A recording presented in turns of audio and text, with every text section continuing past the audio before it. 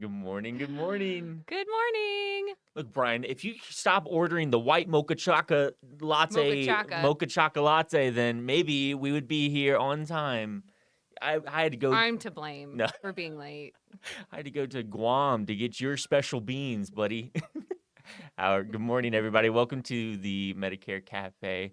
I actually get to have the pleasure of hosting the wonderful and lovely No. Miss Carry vote. and my name is Benjamin Lavis. Today, we got some fun things that I want to go over specifically. But first and foremost, how are you? I'm good. As you know, I'm a little flustered. Just came from a meeting that it was one of those clients that we were done talking 30 minutes ago. But, this is going to be a good episode. I love it, Brian. I'm sure Brian's got some stories. I love seniors. I love that they're talkative. But, when you say I have to be somewhere at 10 and they keep lingering, and then we're standing and they're lingering, and then we're by the door and they're lingering. It's just like, I got to go. I'm really sorry. Gotta go. I was laughing. I was like, man, you should have just sent them the link to the cafe and just throw their questions in the chat and we'll just answer them live. That's something all our agents can use. Use the Medicare Cafe. In case your appointments are running long, just say, hey, throw your questions here. We'll answer them all together. How are you? I'm well. I feel like this weekend was both well needed. It was very well needed. And went way too fast. I don't know. I woke up and it was Monday, and then I had like the panic attack that was, oh wait, we're off. That's fine. I was like, woke up at like 8:30 and was like, oh no, I'm screwed. And fortunately, was not in a bad position. Holiday. Yeah, it was very, very much. So, did you guys do anything fun? My brother and his family were in town, so we had lots of cousin time, and it was wonderful. Nice. Yeah, that's awesome. We took it easy. We did a lot of estate sales and thrifting. Oh, fun. Yeah, that's fun. One of our love languages is finding other people's trash and making it our treasure or something Great like love that. language to have. It's a lot of fun. You laughing about your situation here, getting here this morning, always reminds me of just my dad's a veterinarian out of St. Louis, and he laughs that half of his role is stuff that he actually does being a veterinarian. Yeah. The other half is a therapist. Yes. Like he will start his appointment about a dog who's like limping, and it gets to, so do you think my son or daughter should go into like restorative therapy or like all the time? They were really into social studies. Do you think history is a good major for them to study in college? And he's like, dude, I'm a just here vet. for the dog. I just am here for the dog. I'm just here for the dog. So I always laugh because I feel like I feel like that happens probably all the time. It is, but that's why our clients love us and 1,000%. come back, is because we have a personal relationship with them. Yeah. I think it's a statement that is very true. My dad's been fortunate to be in business for pushing like 35, 40 years, I think now. Wow. And has owned it himself and has gone through multiple different tracks of employees, which really kind of gets us into the conversation that I wanted to talk about today is hiring, firing. When have I gotten to too many clients or too many hats that I wear that I need to start passing them off help and getting some help? 100%. I'm so grateful for my help. Yeah. I have this like piece about open enrollment that I've never had before. Yeah, I think we could bottle that and sell it. We'd have. And it's because of how wonderful my assistant is. Okay. Truly. Well, this will be perfect then. Because so throughout this kind of process and time, like I mentioned, my dad's been in business for such a long time as a veterinarian. So much time he had been in the space that his original core retired. And then he had to hire to replace employees that he had for 20, 25, 30 years. Yeah. And immediately he was like, it's hard. These people aren't even, it's not the same workforce. Not the same. And my dad showed his age a little bit with that statement, but he was like, it's not even the same people I'm trying to hire in. Like, what matters to these folks? So really, I've got a couple of questions that I wanted to pose with kind of give us a little context or background surrounding your help, your what it looks like or why I needed it. Both, honestly. Both? I'll take both. I guess I'll start with the why, and I feel like I might not be typical. Like, at least at SBS, it is kind of typical for once you reach that 500. That's kind of the like special number that Yeah. you're ready for an assistant, and maybe it's not a full year assistant, but definitely like a fall part-time assistant. I've had an assistant since I had like 250 Okay. clients. The reason for that, as you guys know, I only work like 15 hours a week, Right. and I am efficient in those 15 hours. Yes. But I also like, there's 2 days a week that I am not in the office. And so I needed somebody to be able to return calls in a timely manner Yeah. and be me touching my clients when I cannot be. And Yeah. so I think I had one a little earlier than most. Um, but again, the way I run my business, I'm just so efficient that like I need that for my assistant too. And I think this one, because I've had three, she's my third one. Okay. And I didn't know what I was missing Yeah. until you have it and then you know how good it is. And basically, what she does is anything that is not required by an agent. I don't know how to explain that, but like all of my scheduling, she does. Okay. All of my scheduling. I know that before I meet with a client, when I come up like today, the meeting I just came from, I pulled up those people and I have all this information that Lindsay had gathered about them Okay. when she set up that appointment. All their drug lists are already in the system. And I know my like T65 paperwork is right here, Okay. like ready for Nice. that meeting. So, like, she helps me be so efficient, get prepared for my meetings. She also does all my like thank you cards. We send out enrollment summaries after enrollment. She Yeah. does all of that. Um, Anything that can help me, my money maker is me meeting with clients. 1000%. And so her doing everything else makes me better at that. Yeah. Correct me if I'm wrong, but what I'm hearing is it's all the things that don't require a health and life license. For sure. Yep, because she is not licensed. Yeah. And so that makes that so much easier because then you get to solely focus on the part that, For sure. she legally cannot. She Mm-hmm. can't do those conversations with Right. clients about, recommendations and all of that type of stuff. So that's awesome. One of our like systems and processes, and I don't know if you asked this or if we were talking about this earlier, so maybe I'm jumping the gun, No, that's okay. but like we have only, and this is wild, we have only been in the office together twice. Wow. Okay. So she's completely remote. My last assistant didn't even live here. She lived in Kansas City. So, Okay. like, the way we function is on a live shared OneNote. Okay.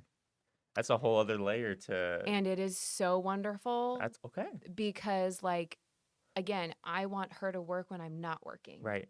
So, like, I have every Sunday, and I rank. I'm like, all right, here's what to do, Lindsay, when you have time. Here's what is urgent and has to get done this week. Mm-hmm. Here's our like regular weekly things that we do. And then obviously throughout the week, as phone calls come in, like Right. I'm giving those to her. But like that allows us to be organized. I could not do it without OneNote. Okay, that's I a couldn't do cool it. feature. I hadn't thought about, you know, geographical or some of those Yeah. systems and processes. That's a whole other layer that like we do have to be prepared to have. I mean, there's such a buzzword in virtual assistant right now. Like VAs throughout, I think our industry are being utilized more and more and more. And like this is, I think, the appropriate way to go about it. I think there are some organizations that use a lot of virtual assistants that are either offshore or Mm-hmm. maybe completely in another country. Like I think they have their space and they have their role in our businesses. But I love to hear, like I think remote can work a lot For sure. And I don't know if very anybody is well. like looking for an assistant, but like what I have realized. So I found her, she was a mom at the preschool, Okay, cool. and she used to be a pharmacist tech. Perfect. So Wonderful. She understands has the a really drugs. great knowledge, but she was like, all of her kids are in school now. They're out of, and so she was like, I would love to like have something to do when like work from home when my kids are at Yeah. school. So like part-time was ideal for her. But then other moms found out about it and they're like, "Oh my gosh, you get to work from home for Kari like 15 hours a week. Like how do I does anybody else need assistance?" So, like, if anybody's looking for one, I feel like some stay-at-home moms are, like, a great just, like, admin to Yeah, seek out I love who that. are loyal and will just are fine with that, like, behind the scenes, because not everybody is okay with that, like, behind the scenes Right, or, like, isn't always gonna want more, right, right. which is great for some people, but for some people, they're fine just being behind the scenes and I think it's really important to know, what does somebody want out of any type for of sure. occupation. Like Yeah. if they want to come in and just have this live document of what they need to tackle that day, Yeah. and they just need that checklist, then Yes. like I don't know if that's type A or type B or type 1, type 2. I don't remember which type that is, but I think there's a lot to be said because it helps then you be more creative or For go out sure. and do some of the other things that are not Mhm. possible and just checklist. You can't checklist a strategic partner. Yeah. Like there's no way. All right, Nope. Walgreens Yeah. check. Like that's not how that works. Nope. So being able to offload that frees up so much space, stress. When So much. we know in this community how much stress comes from the Q4 time period. Shoot, it's even stretched into Q1, Mhm. and then you're prepping for Q4, so that's Q2 and Year Q3. Like we're round. just There's no constantly gap. There's no stressed. lag. We're just constantly stressed. I wanted to backtrack. I feel one of the things that we've seen a little bit, or what we typically see with our agents, Mhm. is we suggest looking at a non-sales administrative assistant Yep. somewhere between 300 and 500 clients. Okay. So Yeah. I think you're right in Yes. that Yeah. range. So anyone who's listening and tuning in today, if you're kind of feeling like, hey, I'm heading into this next AEP, I hear like there's probably going to be additional disruption going on. Reach out to I'm stay-at-home moms. there you go. I think that time period or that client amount is you need to have that discussion with Yeah. yourself. Like, yes, you could be extremely efficient. Yes, you could be, the carry level of Oh, efficient and no. piece a lot of that together. But like you even say it yourself, you are hyper efficient and still saw value in offloading some of that. And she's found better ways to make me efficient, which, like, she'll Mm, be like, "Hey, have you ever thought about, like, running this spreadsheet?" Or, like, and, I love my spreadsheets, yeah, or, like, making this a spreadsheet. I'm like, "Yes, you go, girl. I love that. Yes." So let me ask you this. Let me delve into this. So we shifting from obviously, folks, if you need the truth of the nature is you probably need some help like Mhm. especially if you're in that range between 250 500 clients. You really need to be looking at having some type of assistant, and you need to be finding them now Now. so you can train them, so that way you're not trying to figure out how to make this train operate come October 1st. I want to have that fully figured out come like Fully figured out. August, Yep. really at the latest, in my opinion. But let me focus on this mind shift change then, because a lot of agents have just gotten into the space. Mhm. They work for themselves. They are operating. I am the producer. What more do I need to do in order to either make my client numbers go up, make our systems and process more efficient? When you're hiring someone in, Mhm. that's the completely other side of the brain. You are Mhm. working left brain, right brain, completely separate. So, some of the questions that I was curious about, what was the biggest mind shift you experienced when you went from doing this job as a producing agent to bringing someone in to help offload some of the responsibilities that you were tackling originally as a sole producer? I would say the biggest just mindset shifts are sometimes it's hard to let go Yeah. of some of those things, like, and I think it's okay to, like, make it a slower process. That was me, like, it was hard. Lindsay started out, like, just calling on, like, my current clients, like, Okay. any, like, current client calls, I've already got those clients, so I feel like it's okay for her to, like, be a point of contact with them. Okay. Well, after I saw, like, how great she was, then I felt comfortable, like, okay, I'm ready to let go. You can call and schedule these leads, who Mm, I've never spoken to, yeah. but referrals that were coming in. And so I think that is a little bit hard, but you also, like, you hired that person for a reason Yeah. to make you more efficient, to give you more time in the sales field. So, like, it is a little bit hard to, like, let some of those to delegate, but it really is worth it if you find the right person. And I think as far as another mind shift is just truly being transparent Mm, about what your intentions are and what their role is. And I think I learned that the hard way because my past assistant, there wasn't as much, it was a little too much freedom gotcha. of the like never being in person Yeah. together. I don't know how to explain it. I just um I was more intentional when I hired my current Lindsay, my current assistant. Current Lindsay. Just about your intentions and their roles. Um, because you can't get burned if you're going the virtual assistant route. Yeah. I think we talk a lot about success is based off of how well we meet expectations. And Yes. a huge part of going into management, going into leadership to some degree as well, Mm-hmm. is how well can you set your people up for success? And a Right. huge part of that foundation is establishing the same level of expectations Yes. between what you expect of them and honestly what they expect of you as Yeah. well. So I Yeah. think that communication piece is really big. I'm going to go off script a little bit here. Okay. What were like one or two things that you were looking for? Because you mentioned you gone through, that sounds terrible, gone through a couple of assistants, like Uh-huh. had to hire and maybe fire or Uh-huh. go back and forth. What was one or two things that you looked through in the interview process to someone that you felt like would vibe either with you or the position that you were trying to fill? Professionalism. Okay. I really you've got to be comfortable and professional on the phone. Mm, And I feel like you can gather that just like talking with somebody. Um, and my first two assistants, my first one was they were both in college. And so I think a lot of that also just does come maybe with age, yeah. but like Yeah. Lindsay's in her 40s, and there's just a new level of professionalism there that I really wanted to have. And she has it. My clients absolutely love her. That's awesome. Um, and then what else do I look for? I feel like I keep saying the word efficient, but that's just like if there is one thing that describes me, it's that. And like just because I have to be, and so making sure, and I feel like you can't really tell that one, I guess. I don't know. That's hard. That's hard. That's so hard. No, I think that's super fair.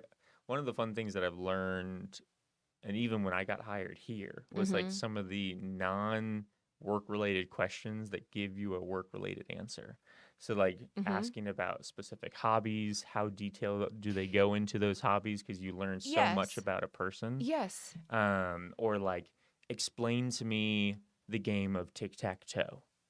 And like I'm going to give you 10 seconds to think Oh about my. it and then you've got 30 seconds to explain the game of tic-tac-toe to Uh-huh. me. Like everyone knows tic-tac-toe. Yeah. Like yeah, that's you say it and everyone's right now like guy has the tricks like in their brain. It's X's and O's, 3 in a row, you win the Uh-huh. game, like the whole 9 yards. But I think it says a lot of how well can you dictate that simplistic game that everyone For knows. sure. That's a So really good little analogy. like tidbits like that is kind of what I'm Yeah. always curious in of because I think you learn a lot about the person You do. behind You really do. some of those like everyone knows that in an interview like you're gonna get the best version of the person Yeah. like that they're prepped they're Uh-huh. clean they look good they smell good like but what is it going to be like once things get a little bit tougher and I think Mhm. you try to challenge that in some of those personal based questions Yep. is really really important. Yep, absolutely. And I think that was such a stark difference between assistant 2 and 3 for me was like number 2, she was very like, okay, there's 3 things on the spreadsheet. I got them done. Mm, I'm done. yeah. Whereas, and this is again with me not maybe being as clear with my intentions. Whereas, like Lindsay, if she checks off those 3 things, she's like, well, what else can I do for Carrie? Let's go digging. Let's see Yeah. what else I can Yeah. do. Like that, like she's truly trying to help me in ways that I haven't had before. And so, That's awesome. yeah. Well, so you mentioned again some of these past assistants that you worked with. Did you feel as though the biggest challenge with getting someone up to speed was skill based? I mean, they didn't know how to do their job, confidence based of being like, this is my job and I own it? Or do you think it was more process based? I know we talked a little bit about expectations, but I didn't know if through those life cycles of different folks, where do you see Um, the most trouble? Probably confidence. And again, I think it may have been their Their age. age. I don't know Yeah. because there was when I think back to what they struggled with the most, it was the phone. Mm. It wasn't the technology stuff. It wasn't putting things into Integrity Connect. Right. It was, they're if you're younger, you're pretty good at the technology Right. stuff. Right. It was the confidence of like, Mm. hey, this might be a difficult phone conversation to make, but just like swallow that frog and do it. And like, Yeah. So it was the confidence. And what's so funny is that the flip of that is Lindsay, she calls herself an old dog. And I'm like, you're not. You are not. But she herself, she was like, I'm just nervous I won't be able to keep up with like all the like systems and processes. And she is actually more technology. She's more advanced in technology than the other two, which is Okay. crazy. Like she's far better at Excel. I And wonder if that's so part of like her proactive nature. it is. I think it's that just because she like plays around in like the systems and like does things when like I don't ask her to, like she like seeks that out. So I think there's such a one thing that I experienced coming into the workforce was like there's some layer of call reluctance of like just in general. I think we live in an era right now that is so pushed towards text message, yes. email, Yes. Snapchat, like all of these Yep. things that are non-live Yeah. communications. So like maybe that's a part that you look for, like when you're working with an administrative assistant or even bringing on agents. I know we're talking specifically a lot about assistants right now, but I think a lot of these tactics can be applied to bringing on LOA agents, sub agents, someone who's going to be representing your guys' company and business moving forward. You want to make sure that you have made a good decision about who's going to be representing you. And it's not even just like, are you comfortable on the phone? It's like, are you comfortable? It's the answering the questions, I feel like. Okay. If they throw them a question they don't know. And I'm like, it's okay to say like, well, let me get back to you. Once I talk to Kari. Being that flexible. Yeah. Yeah. Yeah, I ran into that a lot of being like, yeah, I have no clue what you're talking about. Yeah. I don't know even how to spell Medicare, but I know a couple people that do. So let me get with them instead. Like that is such like depending on how you present that, that is a perfect answer. Yeah. And I don't know what changed in the water that made people think that it didn't. Right. It's not a good answer. I don't anymore. know. I don't know. Well, I've got a couple other things that I wanted to piece together because one, I think we're just in a period of time that is so focused on, hey, should I hire? And now's the time I've got to. Say we've hired someone, we've brought them on board. Let's go with, they are an agent. Zoom out a little bit with me. Okay. What do you wish you knew getting into this space, or what do you wish a mentor or someone would have offered you? Or maybe things that you were offered as someone who was newer to the space. What was really helpful, and what maybe is even something you draw back to this day with all of your efficiencies? Was that a foundational brick that was laid so very early on, or other tidbits that may have helped you? I would say getting over your fear and just like doing it, because the more that you have meetings, the more that you, whether it's with actual clients, the more phone calls you make, the more in-person meetings you have, the more strategic alliances you meet with, like you're just going to feel more comfortable the more that you do it. And so like just get yourself out there, whether it's calling or meeting or anything. The more that you do it, the more comfort you're going to have and the better you're going to be. Yeah. And then also I guess looking back as a new agent, seminars were so good for me because you learn so much when you're teaching. Okay. Attending or teaching seminars? Teaching. Okay. And whether you're actually like, I'm sure there's statistics, there's quotes on that. Like, how you learn more when you're the one teaching. Yeah. And so I truly feel like I gained so much knowledge about Medicare by putting myself in those situations when I was first starting, by doing seminars as much as I could, because you're going to get those hard questions too. Yeah. I will never forget one of my first seminars was at a Mid-Missouri Estate Planning Council. Okay. A room full of estate attorneys, financial planners, and accountants. There was a place to have that happen. I'm sure that was the place to be. The questions I got, like, my palms don't sweat, and I remember my palms sweating during that seminar. Yeah, mine are sweating just like at the idea. Like, man, those are lots of questions, and it's such in depth. Like, I mean, those are just folks that like to know they're all the ins they're and outs. detail oriented and all of that stuff, and it's just like I remember it 7 years later, Right? you know. Wow. So Wow. I think those two were just important things for me getting started. Well, I'm going to wrap this kind of up with one last question. And I did a terrible job of introducing this, but if you have any questions, you can text myself at the very, very top here. You can also text us even if you're watching the video afterwards. I'm happy to answer any questions that you guys may have specifically on this topic or anything that's, maybe keeping you distracted or up at night. We talked about just there, giving your folks a safe and comfortable spot to almost kind of fail. That way they get that experience. Your employees? Your employees. Okay. I know internally here, we kind of throw folks into the flame with people who don't know who we are. You mentioned giving this newer person to your current clients. Talk to me, I guess, a little bit about like that decision, because like I feel like some folks are gonna maybe think in their brain while listening to this of like, well, I don't want someone who's not me taking care of the people that I've gathered. Like they're gonna burn all the bridges. They're gonna go in and set it on fire. Like, one, if that's what you're thinking, maybe you're hiring the wrong person. Yeah. But also, like I would just be curious of like, what ways, I guess, do you build off of, finding new areas for them to fail without having things kind of really catch on fire and then spread to one another? Yeah, I mean, I guess my mindset with like the referrals, like the leads, is because like a financial advisor or a current client or whoever sent these people to me, and I'm not even the first one calling them back. Like, I still feel bad about that. Yeah.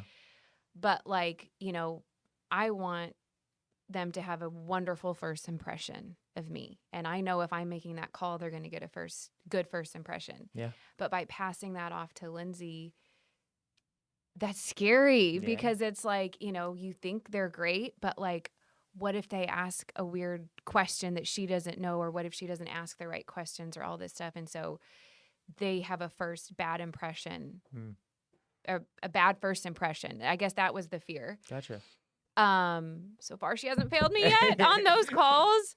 But whereas with current clients, like they already know me, they know my name, they know that. And so if Lindsay's calling, hi, I'm Kari's assistant, there's that trust that's already there because they know who I am. They know how I run my business. Yeah. So it's easier for her to make those. Gotcha. Easier for me? No, I think that's super fair. The reason I asked that is, I mean, I've been specifically talking to a bunch of agents and agencies that are they're like, I can't go through another AEP by myself. Yeah. Or I can't go through another AEP with either the team that I had, or we need to grow our team. And I think these are real conversations. These are not covered in AHIP. These are not covered in, certifications that are about to open up here in, the next couple of weeks. Like, these are crazy. Yeah, sorry, I didn't mean to like throw that juju at you. I haven't even thought about that, Ben. But I think these are very real conversations that business owners have to have. Yeah. And whether you like it or not, you are now a business owner. Yeah. So you have to make some of those tough decisions. Yep. At some point or another, I will want to talk. Maybe we check back in a couple of months or so, and we see if there's any changes or things that you would have done differently, or even maybe talk to you a little bit about what it looked to get rid of someone, because I think that's a really tough conversation. I think sometimes that fear is maybe what keeps people from bringing on someone, is like, well, if it doesn't work out, I don't want to have that conversation. It's a very hard conversation to have.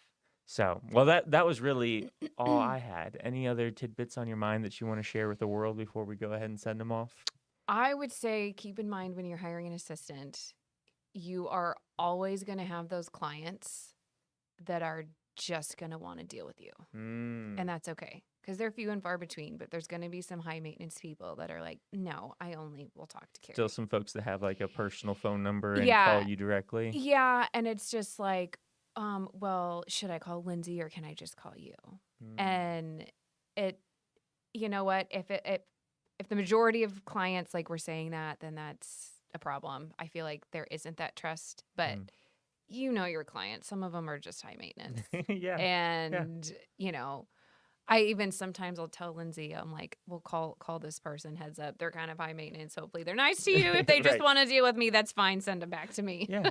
Well, if we form creatures of habit, Yeah. they're still creatures. Yeah. Like that, you know, like Yes. that's just how it is. Yeah. I'm sometimes that way.